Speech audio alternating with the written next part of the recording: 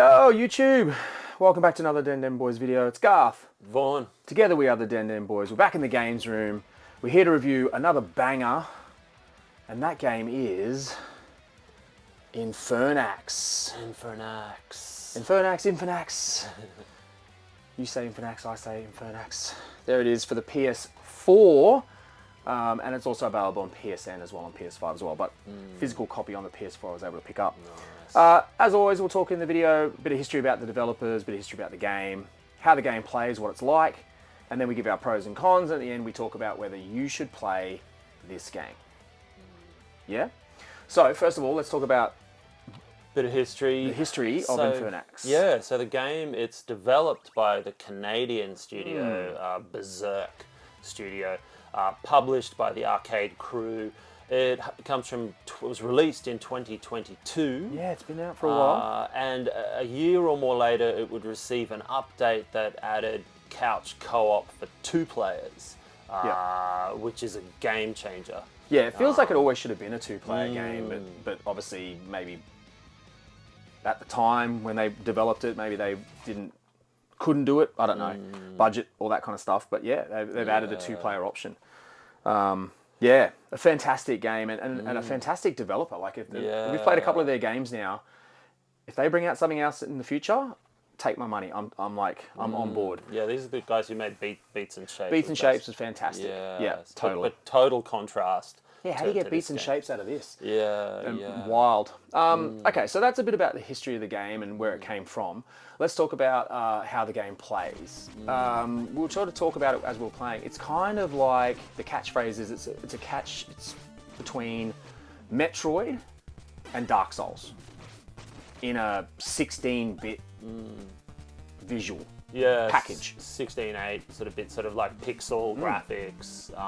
Yeah, Metroidvania even, which is a big genre in its own right nowadays, but clear Castlevania references. Especially the influences from the map, the opening up the map and seeing like little gaps in the wall. Okay, we can go there, opening up new areas, unlocking new powers that allow you to get to certain parts of the map that you couldn't get to before.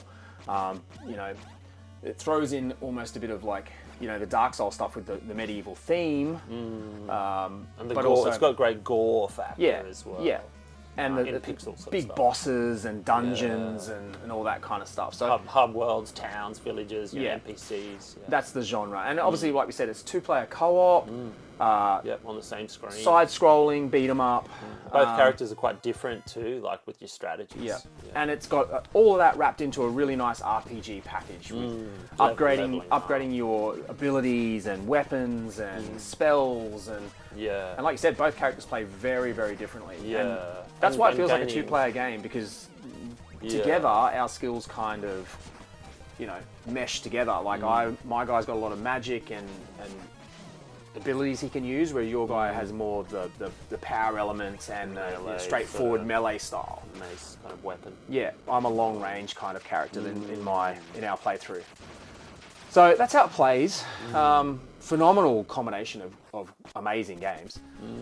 What about the things that we always talk about next? We talk about the pros and the cons. So the things that we really liked about the game, and then maybe some things we thought, not so great. Can you think of something that stood out that was like, man, I love this? Where do you begin? Like spoiler, we liked a lot of it. Yeah, I mean, from the gameplay design to from the soundtrack to the graphics to the magic spells, the locations. It reminded me a lot of even Wonder Boy 3, the Dragon's Trap. Yeah, I can see that. You're gaining an ability that lets you jump higher to sort of get up to a new area, and then coming back to the hub world. Once we unlocked those sort of jumping mechanics, where we could do a dash jump up and a dash jump across, because it was that cemetery area where we were saying, how the hell did we get across there? And we even really tried. We got a fair way in, but it was a jump that was just like, there's no way we're making that. You can access a lot of the game, but then there's parts where you won't be able to clear reach. roadblock. Yeah, so you got to do your castle dungeons and beat your boss, get that ability, and then that unlocks. I think breaking rocks with your sort of hammer, you know, Yeah, let you unlocked through it through a walls wall and stuff like that. Yeah. and the decision tree, like there's good That was cool. versus evil decision making, you Yeah. know, which is at times you wrestle with, you know, do I save this person? Do I kill this person? Which we didn't realise when we clocked the game. 5 different endings Yeah. depending on the choices you make in the game, which is a whole lot of content and a lot of reason to go back and replay. Yeah.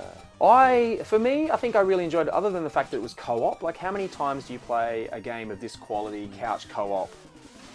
So that was a big plus for me. But I think I enjoyed the difficulty. It wrapped up in that Dark Souls theme, but there was a genuine challenge to the game, just right. The dungeons you share the lives. So if one person dies too much, you both pay the price. Dungeons were challenging, and then getting to the boss was almost the hard part sometimes, because the dungeon and the platforming and the skills you had to use to get through those dungeons. I really enjoyed that. Visually, it's cool. I love the aesthetic of the 16-bit, side-scrolling graphics. And I've never been a big Metroidvania player. I know you are, but this was the perfect amount for me. Like, it wasn't, the puzzles weren't too obscure that I couldn't work out where to go next in the map, and we could work it out and see, okay, we haven't done that section up there. That's probably where that new skill is going to lead to. Yeah. So I enjoyed the fact that it got me into a Metroidvania game that I probably wouldn't have played in the past. So that was really cool. Yeah. And all the little side mini quests. Yeah, lots of mini quests. The whole RPG on. element of it was really cool. I like the way they mixed all the genres. It was just really well done. There's lots to like about this game. Yeah. Gushing about this game. I'm glad we found it. I'm glad we played it. Yeah. Was there anything in it that you didn't like? I'm trying to scratch my brain. I know the only thing, we were saying like a warp option to warp from save point to save point around. Map's pretty the map's big. kind of big, and sometimes like, do I want to backtrack or walk that distance? I mean, you do it, and it's fun. Like, there was one point where we got a side quest where we spoke to the person and he warped us to where the quest was, and we were like, oh great. And then he said, come back and see us at my cathedral. And I'm like, really? All the way, like, I've got to walk all the way back there just to talk to you again? Yeah. So yeah, that a little fast travel. I mean, you've unlocked the shrines. It would make sense you could use them, but they were going for the difficulty, I think. I'm scratching my brain. I can't think of anything that I really didn't like about the game. I thought it was done really, really well. Yeah. The only thing I would say is that I wish... maybe I'm being picky, but like the 5 endings seems like a little bit too much. We were talking about, I would love to go and play this game if it had a good ending and a bad ending, but good, super good, bad, super bad, bad to good. I was like, I want to play this game 5 times for 5 different endings. I guess they're saying it's not the world's biggest game. Yeah, approximately like 10 hours we played. Yeah. One playthrough. And that was across multiple sessions over multiple months when we get together and stuff. Yeah, true. The day-night cycle is really cool. Oh, that's right. Yeah, we forgot to talk about that. Yeah, there was a day-night. It's a bit like Zelda when the night moon comes out, everything gets harder, some extra enemies. They drop more coins and stuff. Yeah, you get more experience, all that sort of stuff. So you can challenge yourself and keep fighting in the night, or you can just go, oh, well, I'll sleep in an inn and wait for the sun to come up. Yeah. That was a cool factor. I really did like that. Yeah, that was cool. It does so much right. So I guess at the end of the videos, we always talk about, like, are we recommending Infernax for everyone to play? What do you think? Oh, hell yes. I think it's an experience that if you like Metroidvania, if you like, Castlevania, if you like couch co-op, if you like retro sort of pixel graphics and chiptune soundtracks, this has got you covered across the board. The challenge is just right. This game might have gone under the radar for a lot of people. It's not a huge investment. No. I think I chased down a physical copy because we played it digitally. And it goes on sale. I've got to own that game, but we played it digitally first. It wasn't a bank break. It goes on sale for like $25 regularly. So yeah, I think if you're on the fence or you haven't heard of it, there's a lot of fun to be had. Yeah, dude, I totally agree. I think for me, double thumbs up. I feel like Infernax is going to be one of those games. In a couple of years' time, we look back on and go, man, remember how freaking good Infernax was?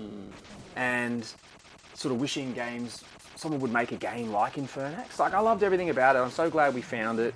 From the genres they mashed together, to the actual gameplay, to the fact that it's co-op. Yeah, what an absolute banger. Bring on Infernax 2. Yeah, imagine that. Like, Yeah, I'm a double thumbs up. You absolutely need to go out and play Infernax. Grab a couple of beers, sit down with your mates, and just smash out some good co-op action. Yeah. For sure. So there you go. All right. There you go, guys. That was Infernax for the PS4/PS5. Thanks again for watching. We appreciate you. And yeah, do all that great YouTube stuff. Like, share, subscribe. And hopefully we'll see you again very soon for another Den Den Boys video. Peace. Peace.